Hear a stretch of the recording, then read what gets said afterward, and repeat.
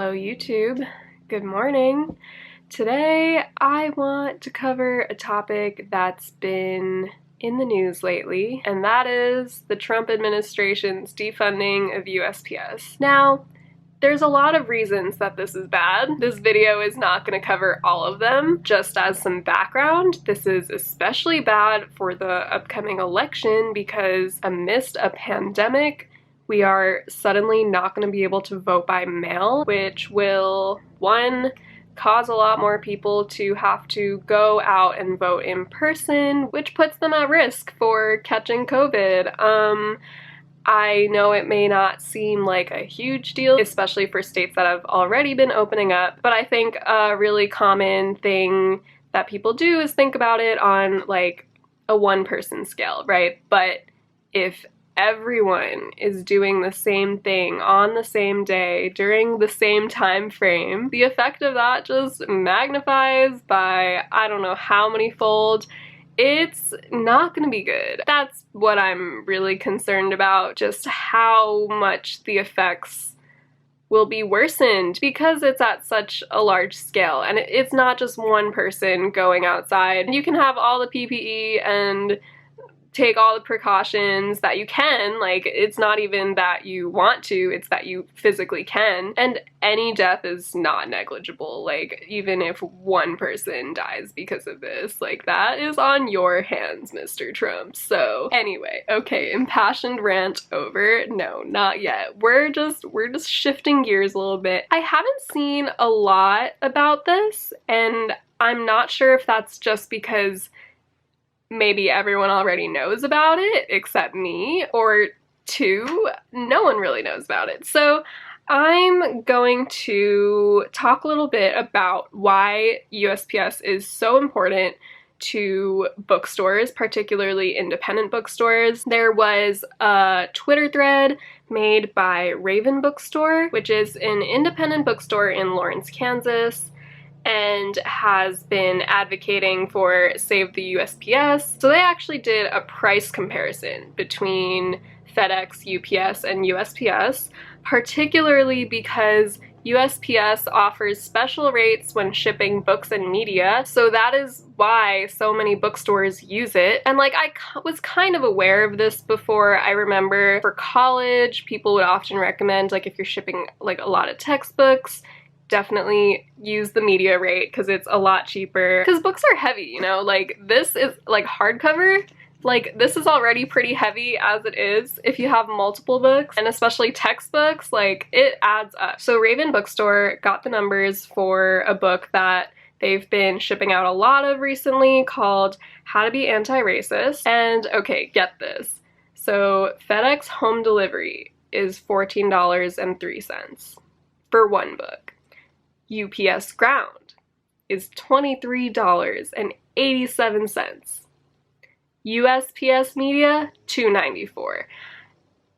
The difference is like literally UPS ground, that's the price of a book. And of course the customer isn't going to cover all that because no one in their right mind would buy a book that isn't from Amazon if that was how much it cost to ship it. Yeah, so in one of Raven Book's tweets, they write that Amazon can get around this because of their massive scale and wealth. Not satisfied with any of the available shipping options, they simply built their own massive and dangerous shipping network. It goes without saying that an independent bookstore can't afford to build its own massive nationwide shipping network. And especially during the pandemic, Raven Bookstore writes, the independent bookstores that have managed to pull through the pandemic so far have all done it thanks, at least in part, to e-commerce. Probably for the most part to e-commerce. Selling books online relies on shipping books. I've seen a lot of people complaining that their packages or even letters are not getting sent, and if they are getting sent, like it's literally just waiting in the post office and not even getting postmarked until like several more days later. And I definitely want to echo what these tweets are saying because it used to, like you used to be able to mail a letter within 3 days.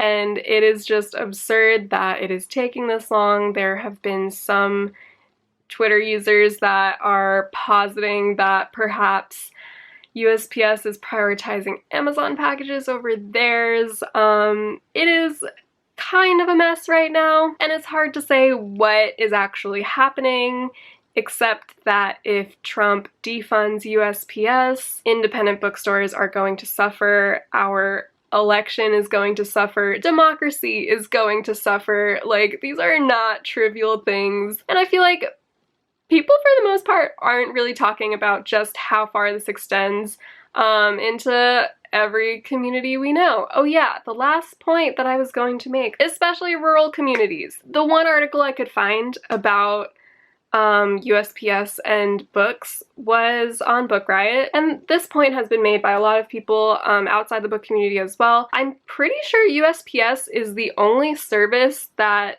delivers to a lot of rural communities. Right, so this article in Bookriot says, USPS is vital for rural communities.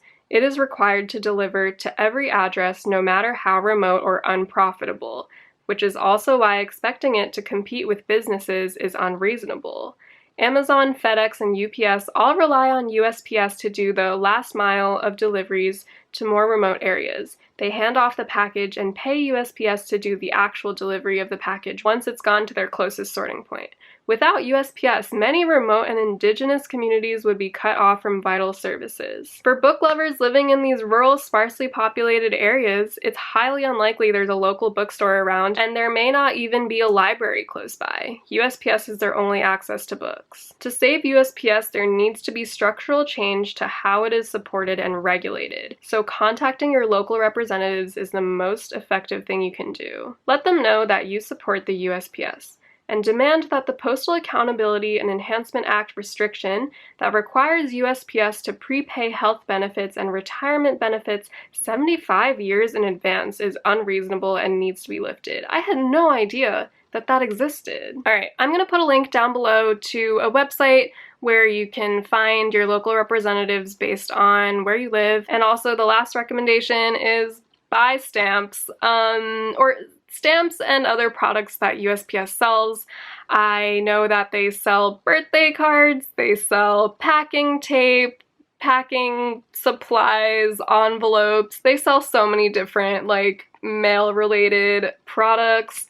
I'm not sure if they sell them online, but they definitely sell them at the post office. So yeah, we gotta help out USPS right now, because it's not looking great, and I'm really scared for our bookstores to, like, are you serious? Like, going digital, ebooks, that didn't destroy them, but the demise of the post office will? Like, come on.